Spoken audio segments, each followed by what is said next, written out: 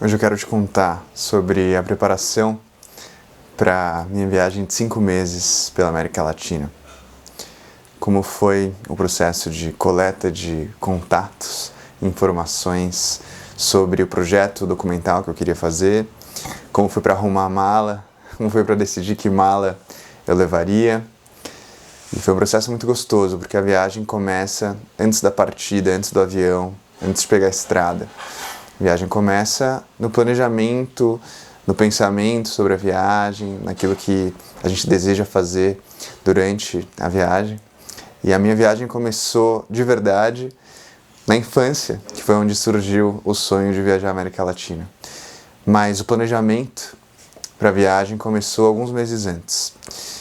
Eu me encontrei diante de uma situação em que eu tinha a agenda livre, tinha uma renda que me permitiria viajar pagando as contas durante a viagem e tinha um projeto documental na cabeça, porque eu estava a fim de conhecer pessoas de todas as partes da América Latina, músicos, musicistas, artistas de várias áreas, para entender que vidas são essas, qual é o âmago da arte na América Latina, o que essas pessoas fazem, do que elas vivem, como elas vivem, o que elas pensam sobre o Brasil, como elas se sentem recebidas pela cultura brasileira.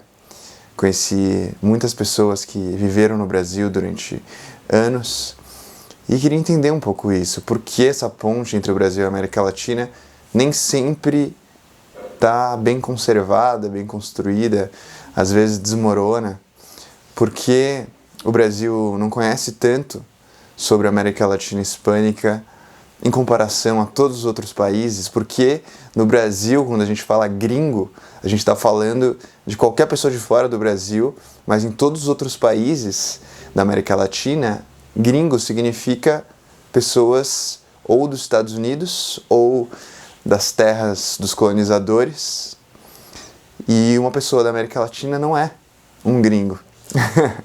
Não é gringo, eu não fui gringo em nenhum dos países pelos quais eu passei, mas músicos do Chile, do Peru, me falaram que eram chamados de gringo quando vieram para o Brasil. Queria entender um pouco também do que constitui a arte latino-americana, não só em termos de diferenças e na compreensão profunda de cada gênero, mas também comunidade. Se existe um enlace, se existe algo que pode ser considerado comum a todos os gêneros latino-americanos, a arte latino-americana, se existem padrões, e também entender o mergulho em cada gênero, entender como cada gênero funciona nos rituais de rua, como funciona nos restaurantes, como é o mercado da arte latino-americana, é possível viver como músico na América Latina, eram coisas que eu tinha muita curiosidade em saber. Mas para além disso, eu também queria que um projeto audiovisual estivesse atrelado a esse projeto da viagem, porque seria talvez um ato de preservação de uma memória e de criação de um acervo. Eu fiz uma universidade pública, estudei em conservatórios, fui bancado musicalmente, quase que inteiramente pelo governo. Meus estudos, desde o princípio, institucionalmente falando, foram primeiro na EMESP, depois na Unicamp. Então, quem pagou meus estudos, de fato, foi a população do Brasil. E acho que uma das coisas que seria justo fazer para retribuir minimamente isso seria um acervo, criação de um acervo disponibilizado gratuitamente sobre a música latino-americana através das vozes que constituem o que é essa música, através das histórias, das vidas, e um acervo que, muito longe de querer fazer um panorama ou fazer uma leitura completa e complexa, talvez como uma tese se propusesse, ou um documentário se propusesse, eu queria que a prioridade fosse a criação de um acervo através da singularidade dos indivíduos. Então eu queria coletar crônicas, coletar momentos, coletar quadros nas casas das pessoas, para que isso se tornasse um compilado de pequenas histórias. E se um dia isso for se tornar um documentário, o que eu quero que se torne, não vai ser com a pretensão de fazer um panorama da América Latina. Foi algo que em algum momento talvez eu tenha ambicionado, criar um documentário sobre a música instrumental latino-americana, mas logo eu percebi que era uma tarefa grande demais para um indivíduo e para uma vida. Então, eu também tive muita vontade de retomar esse projeto em breve, com uma equipe maior, com uma equipe de edição, com uma verba maior, porque, caso contrário, é uma pretensão quase inalcançável no tempo que eu tenho para dispor a isso, né? Mas falando um pouco sobre a preparação do ponto de vista mais prático, eu queria levar a menor quantidade de roupas e de peso possível, porque em outras viagens eu já passei muito tempo caminhando em temperaturas quentes e frias, e as duas coisas são bem desagradáveis. O calor vai ser muito desagradável porque você vai ficar suando e vai ficar carregando muito peso, e aí vai ficar mais cansado porque o calor vai desidratando. E o frio é ruim porque você tem que levar mais roupa, então você carrega mais peso. E eu ia numa época em que eu sabia que ia fazer bastante frio, principalmente na Bolívia e para cima da Bolívia, por conta do inverno que estava chegando.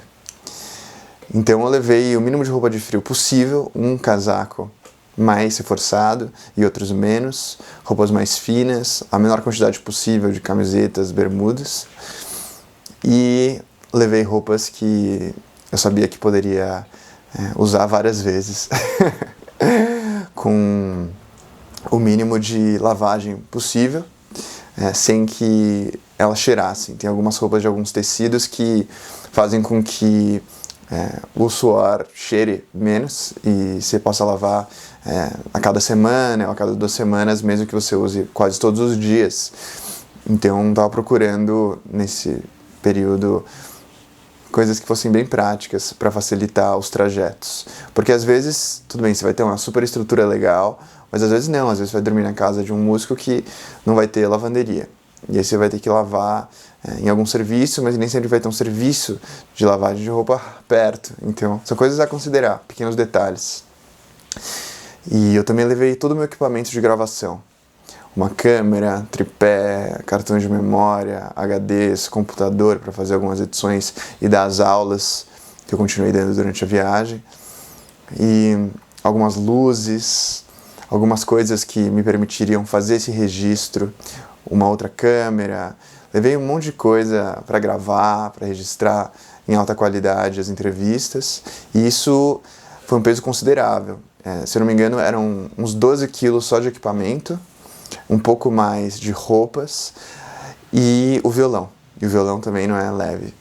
Tem um case de um material bem resistente e ele também pesa um pouco. Então era bastante coisa, e por já ser bastante coisa, eu tinha que diminuir o peso ao máximo. Então era uma prioridade reduzir o máximo possível as roupas, que dentre tudo que eu estava levando era o único que eu poderia reduzir. O equipamento não tinha como, o violão não tinha como deixar. Então a roupa acabou sendo o menos importante de tudo, mas acabei levando bastante. Eu levei no mochilão, decidi levar no mochilão que eu poderia colocar nas costas, porque uma mala de rodinhas talvez não me permitisse a mobilidade que eu queria. Às vezes você vai conseguir pegar estradas legais, calçadas legais, vai poder ter uma estrutura para levar uma mala de rodinha, mais um violão, mais uma mochila, mas isso depende muito da qualidade do asfalto, da calçada, enfim, porque a maior parte do tempo você vai estar tendo que caminhar entre uma casa e outra, entre uma cidade e outra, entre uma rodoviária e um Airbnb, ou um Couchsurfing, ou um hotel. Tudo depende da estrutura, né, da viagem. Mas no meu caso eu sabia que eu teria que caminhar bastante. E eu queria poder levar a mochila, o mochilão e carregar só o violão para ter uma mão sempre livre. Caso eu precisasse ver alguma coisa no mapa, o GPS foi fundamental na viagem. É algo que em todas as viagens é imprescindível para mim, meu senso de localização não é grande coisa. Então o GPS acaba sendo um belo anjo dessas viagens. E aí coloquei um mochilão de 90 litros nas costas, uma mochila na frente, fazendo uma espécie de contrapeso. Talvez até tenha uma foto para mostrar. E o violão, que às vezes eu deixo no ombro e às vezes carrego na alça. Durante muito tempo eu levei o violão no ombro porque minha alça tinha quebrado. E as pessoas começavam a me zoar por causa disso, que parecia um martelo, e acabei me machucando, ou quase me machucando, muitas pessoas. Eu lembro de uma vez que eu estava carregando esse violão e minha produtora estava atrás, eu não vi, eu virei e o violão que estava no ombro bateu na cabeça dela, mas ela protegeu com a mão, então não foi um acidente muito grave.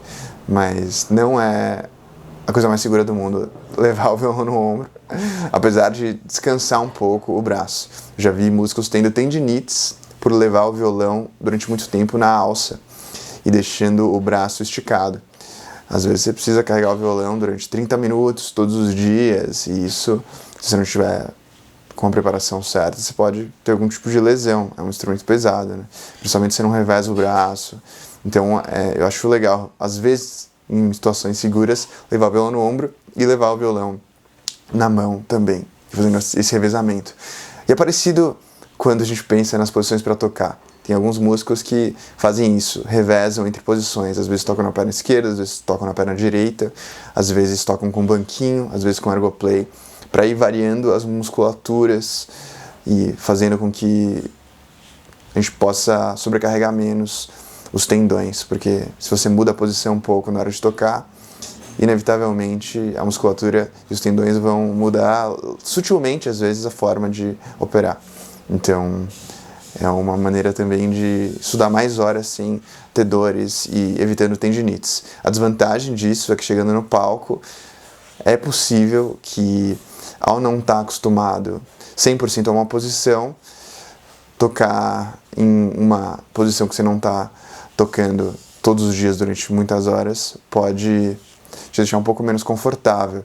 Eu sinto que em períodos em que eu estou usando a mesma posição exatamente para tocar, quando eu chego no palco e me coloco nessa posição, tende a ser um pouco mais fluido. Mas não é nada de outro mundo, são detalhes dos detalhes. Em relação à preparação ainda, eu queria chegar já com alguns contatos, já com algum conhecimento. É como se você fosse para um país que fala uma língua que você nunca falou e você quisesse ir um pouco para aprender esse idioma. É muito legal que você consiga saber um pouco antes de chegar, porque você chega, já sabe falar bom dia, boa tarde, boa noite, já sabe mais ou menos como soa a língua, já sabe mais ou menos as regras gramaticais básicas. E aí você chega e melhora o que você já sabe. Se você não sabe nada, fica um pouco difícil de aprender tudo do zero durante a viagem, sobretudo em viagens mais curtas. Então, para mim era um pouco isso. Eu queria saber os gêneros principais, queria saber as principais referências, queria saber os instrumentos e as formações, e para isso fiz algumas ligações com músicos amigos e amigos de amigos que eu conhecia da Argentina, do Chile. Alguns ficaram falando um monte, longamente, fizemos chamadas, marcamos de nos encontrar depois quando eu visitei esses países, para que eu chegasse conhecendo minimamente e para que eu tivesse perguntas qualificadas para fazer durante esse período das entrevistas. Porque se eu chego lá completamente estrangeiro a tudo, é até difícil perguntar, é até difícil falar sobre os gêneros. E ali eu sinto que eu consegui fazer isso de uma maneira até espontânea, porque cheguei nas entrevistas e meio que perguntava sobre a história da pessoa, e aí quando a pessoa respondia, eu meio que entendia qual direção caminhar a partir da história da pessoa. Então, se era um músico que dedicou seus estudos ao tango e depois foi para a música folclórica argentina, eu sabia que era importante falar sobre essa dualidade, sobre como a música folclórica pensa sobre o tango e vice-versa. se existe um tango vivo atualmente, se existe uma música folclórica viva, quem são os expoentes dessas áreas. Então era algo que eu achei que seria importante para não ficar só no superficial. Em algumas entrevistas também eu queria abrir um espaço grande para a subjetividade. Tive uma experiência há algum tempo atrás de gravar um documentário que não saiu e talvez nunca saia, mas foi um bom projeto experimental, para pensar o sujeito, para pensar não um tema específico, não uma pergunta que eu queria extrair das pessoas, mas para pensar a subjetividade, para pensar o espelho, para pensar como temática principal como as pessoas enxergam a si mesmas. Então todas as perguntas eram feitas em torno dessa tonalidade e muitas entrevistas foram muito emocionantes nesse processo. Muitas pessoas choraram, eu chorei em várias entrevistas e foi um processo que me fez perceber o quão importante pode ser o espaço para falar sobre si, ainda que diante das câmeras. Evidentemente, numa terapia, numa análise, isso é óbvio, né? Óbvio que é importante, as pessoas fazem isso. Meus pais são psicanalistas e eu aprendi a valorizar isso ao longo da vida como algo imprescindível. Mas quando existe uma câmera, você também está disponibilizando um espaço no tempo para que a pessoa possa falar sobre si sem pudor, sem medo de estar sendo vaidosa, sem medo do protagonismo, sem medo de compartilhar, porque ela esquece a câmera em algum momento. No começo sempre existe um nervosismo, mas na medida que os assuntos vão se aprofundando, a pessoa vai entrando na própria narrativa. Nem todas, mas muitas. É como se você começasse a assistir um filme e ficasse meio, putz, mas essa atuação não tá muito boa, não, mas essa paleta de cores tá meio esquisita, não, mas isso aqui podia ter sido filmado com uma outra lente, sabe? Essas coisas de quem trabalha com cinema de fato. E aí aos poucos você vai se envolvendo. Você vai se envolvendo com o enredo, vai entrando e de repente você esquece quem você é e onde você tá. E só vive aquela narrativa. Acho que é um pouco isso que vai acontecendo em algumas dessas entrevistas. Eu queria abrir espaço para isso também durante esse processo. Então, preparei algumas perguntas que eu sabia que poderiam mudar ao longo da viagem e ao longo da entrevista em si, dependendo de cada pessoa. E fui em frente com os braços abertos. Acho que além disso, eu acho que não tem muita coisa. Eu queria abrir um espaço para espontaneidade. Não sabia exatamente que cidades ia visitar. Em alguns países fiz alguns roteiros, mas que se modificaram ao longo do trajeto. E combinei com algumas pessoas queridas de me encontrar com elas em certos países. Então, alguns países fiz com companhias maravilhosas que aos poucos eu vou apresentar para você. E, além disso, queria conhecer um pouco da literatura de cada país, conhecer um pouco das paisagens. Não fiz uma super pesquisa, não, mas fiz como alguém que fica um tempo tentando escolher a casa em que vai ficar numa cidade, com o entusiasmo de já ir vendo aquilo que vai ver logo menos, né? Então, fiquei pesquisando, vi alguns vídeos sobre diferenças entre certos sotaques. Nada demais e nada essencial, mas algo que vai te jogando já para dentro da viagem. Também, obviamente, bloqueei toda a minha agenda.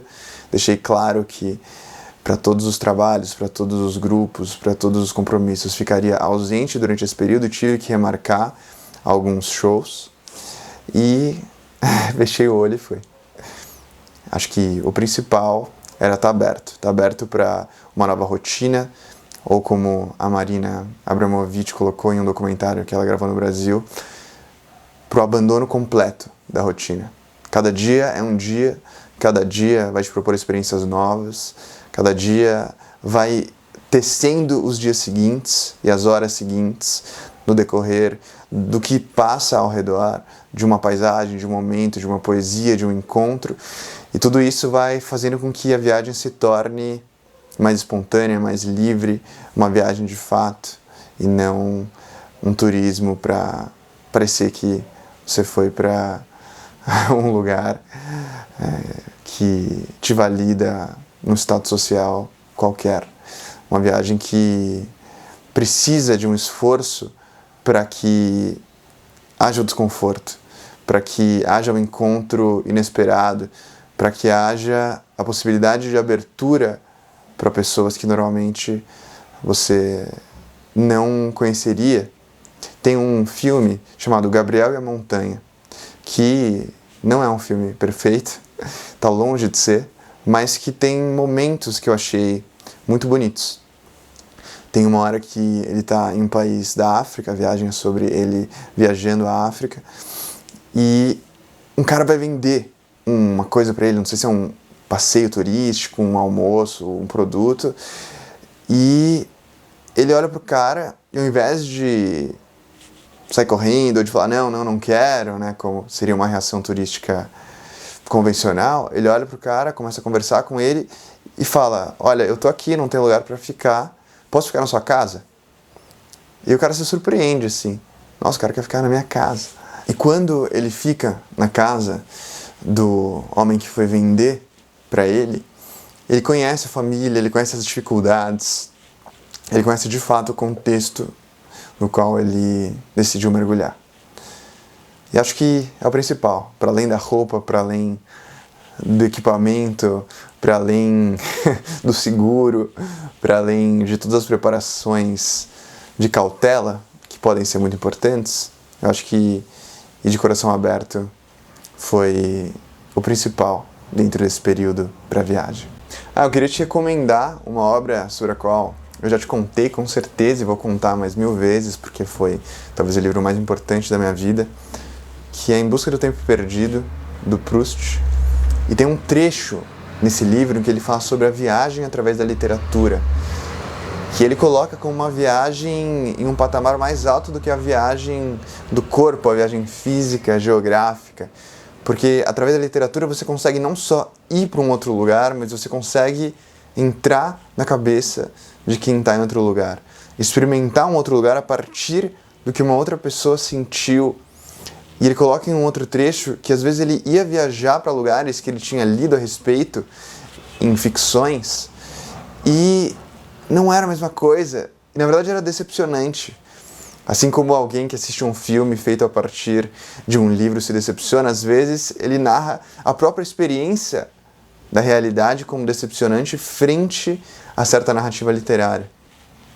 E acho que faz total sentido, porque através da literatura a gente pode imaginar universos, a gente pode viajar não só no espaço, mas no tempo, e sobretudo a gente pode adentrar a subjetividade de uma outra pessoa diante de uma experiência. Se você se identifica com o meu trabalho e quer contribuir com minha jornada musical, é só clicar no link na descrição desse vídeo. Me apoiando, você vai receber recompensas semanais e conteúdos exclusivos. Obrigado por me acompanhar, um abraço e até logo.